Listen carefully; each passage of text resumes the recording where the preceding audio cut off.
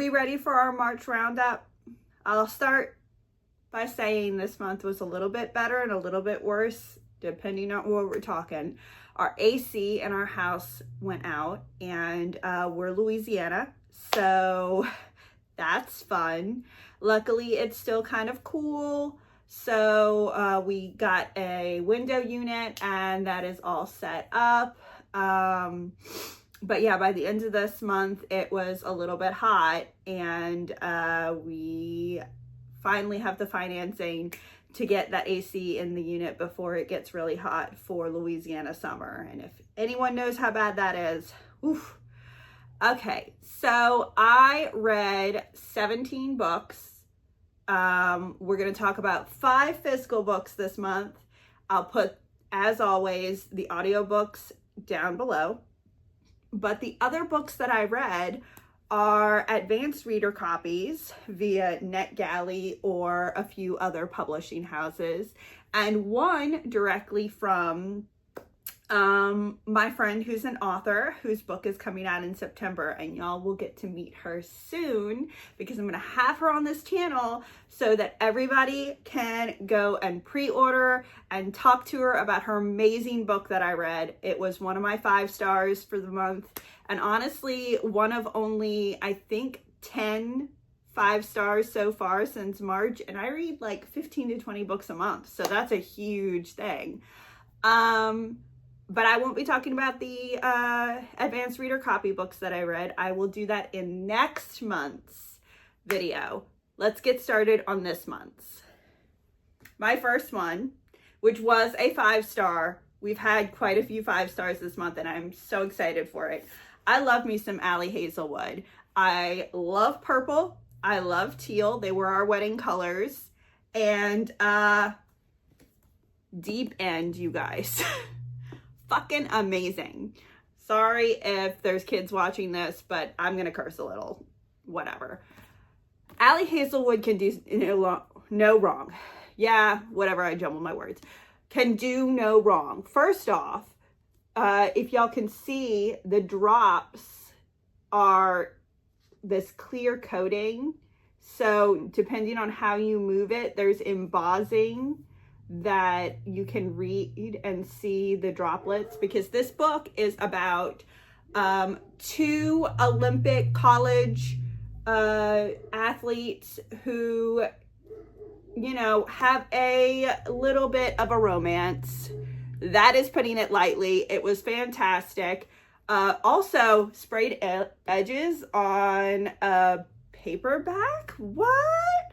Like, you don't even have to purchase a special edition hardback? Yes, ma'am. Thank you so much. It's a beautiful book, front to back. Love the characters.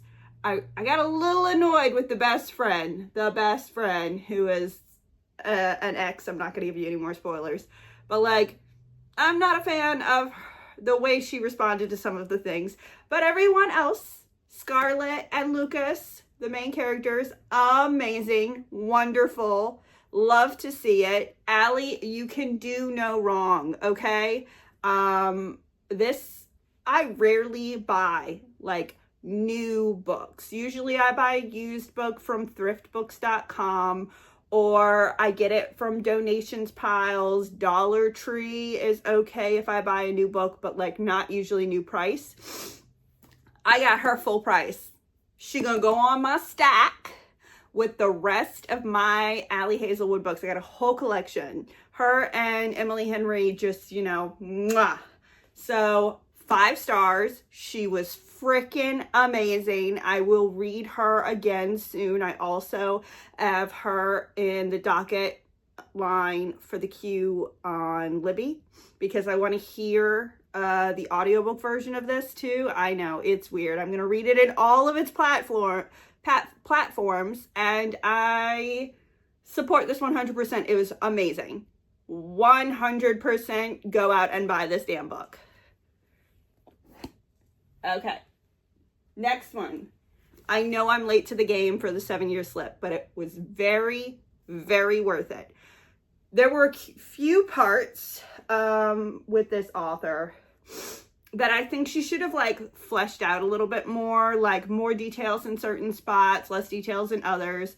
But I've never read her before. She's amazing. The book is beautiful. I read it in like 2 hours. I give it like a 4 out of 5 because it could definitely have a few improvements, but all in all, it did a great job.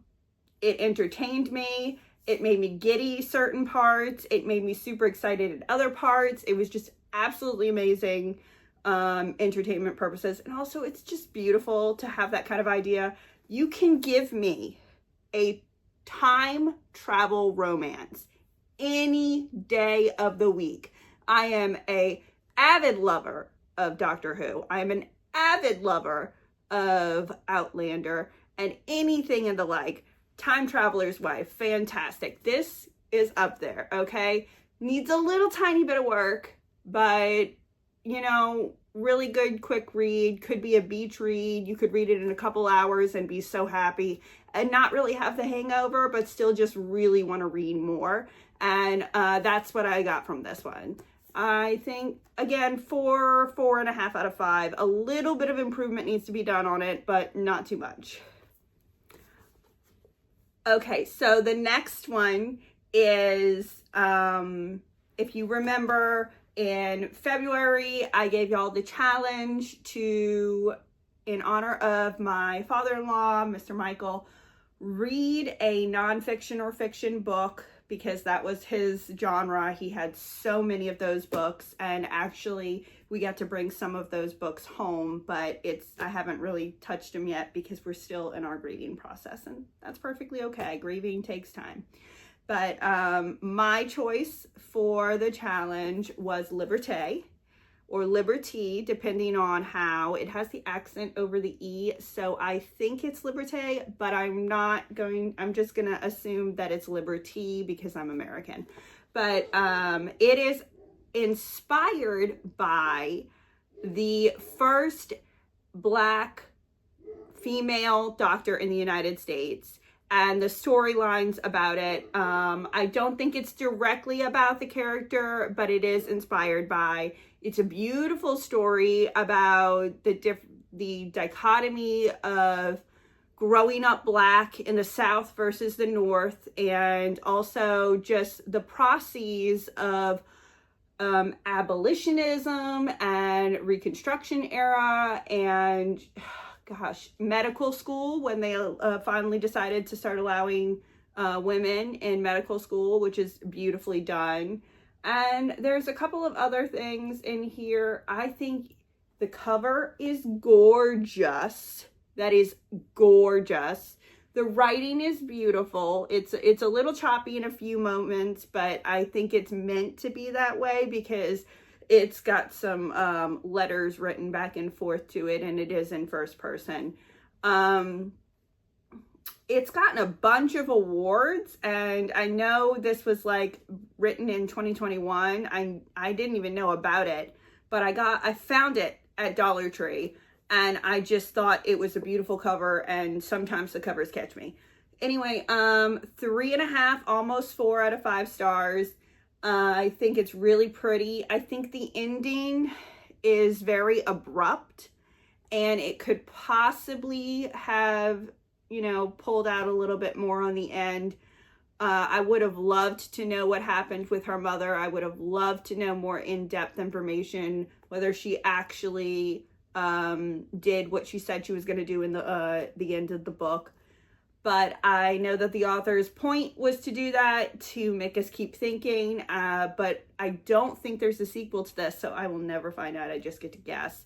But it is a beautiful book. It is absolutely worth the read. And yeah. The next book that I read was Love at First Spite by Anna E. Collins. I have a love-hate relationship with this one. I don't really understand really the point of it. It's a good book. It's a good quick read. It's up there with all the other kind of like one and done books for me. Basically, she catches her fiance cheating on her and breaks up with him, tries to move out, but is having a struggle time getting over it. So she devises a plan to buy the plot next door and build a spite house. I have no idea what a spite house is. And I really had no idea what a spite house was. I Googled it. Apparently it's a thing. Whatever. I have way better time to do with my life. So she works at an architecture firm. One of the architects that works with her,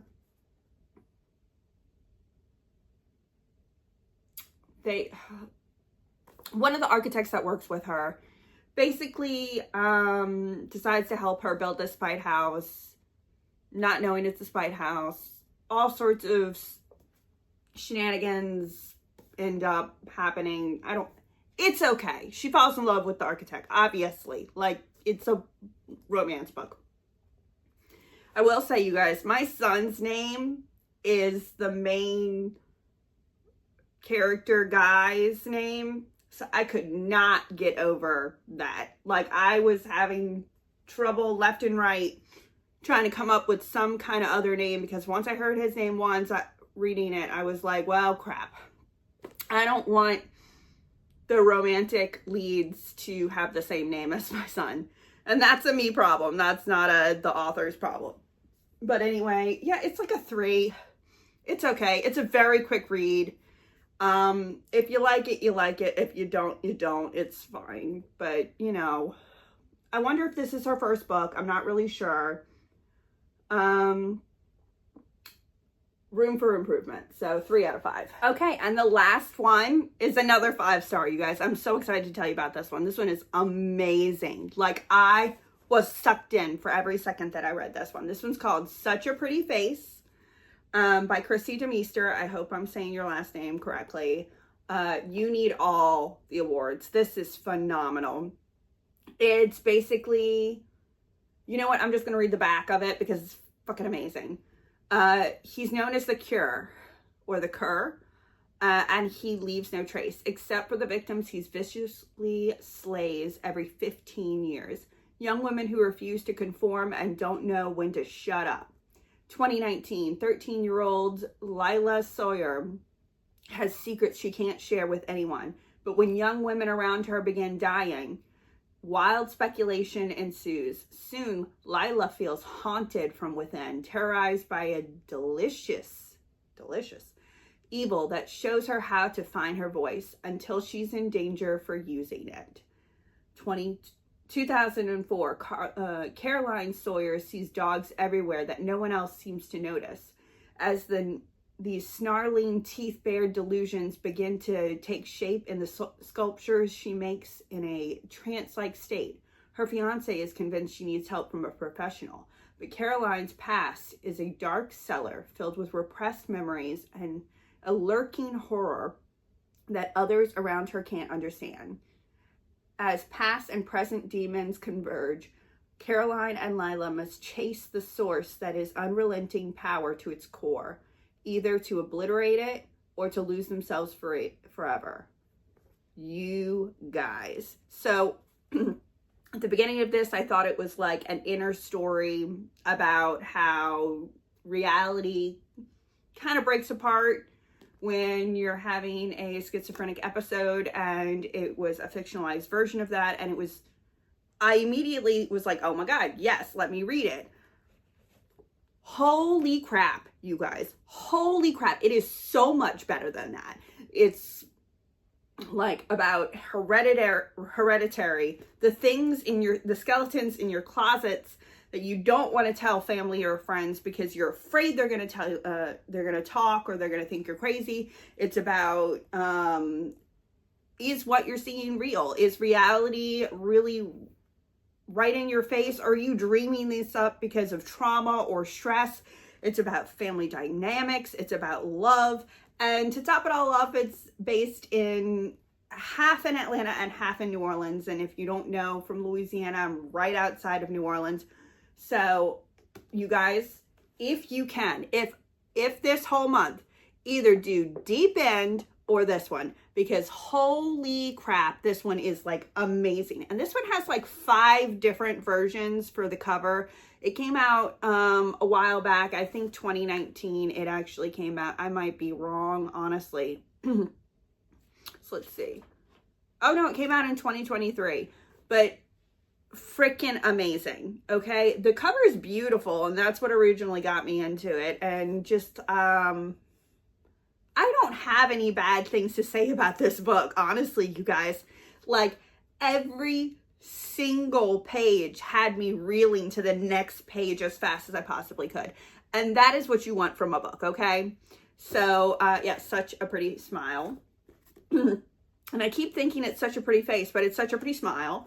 Yeah, phenomenal. Christy, you did a great job. So those are my physical books that I read. I read a whole bunch of audiobooks and of course all of those advanced reader copies.